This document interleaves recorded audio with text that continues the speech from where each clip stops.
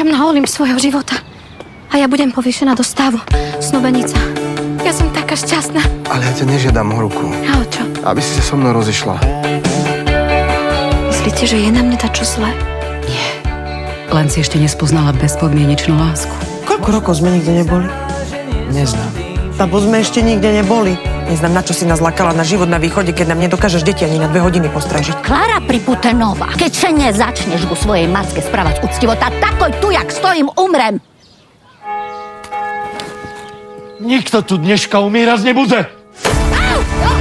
Veronika Kaporková Zeši. Mám už dnes mesiac taký divný pocit, že robíš dačo nelegálne.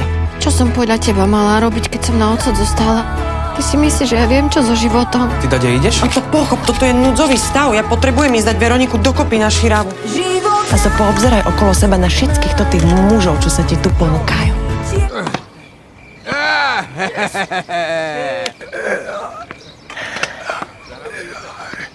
No poď, ideme. Prisahám, že budem pri tom, keď si konečne vybere toho pravého. To by asi musel prísť nejaký princ na bielom koni, aby som dokázala ešte dať čo cítiť. Idete si zahrať volejbal? Veronika, máš! Môže sa človek zamilovať do niekoho, koho pozná celý život a sú dobrí kamaráti. Veronika! Možno to je, keď sa priťahujú. Ale našťastie som tu. Veronika, máš! Ja by som bola vyplávala aj sama. Mňa na plavárni volali Bojka. A medveďov ste sa nebali? Bál, ale menej jak bývalej švekry.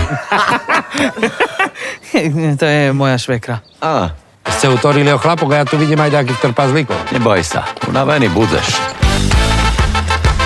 Konečne si môžem ľahnuť. Máte to voľné? Nech sa páči. Štetka! My sa poznáme!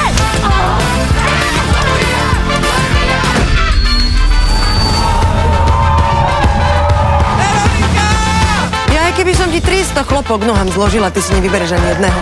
A není chyba v tebe, Veronika? Prosím, vyber si Diega. Vesmír, čak už ma netráp! Preberáš, nakoniec prebereš. Ja verím na zázraky.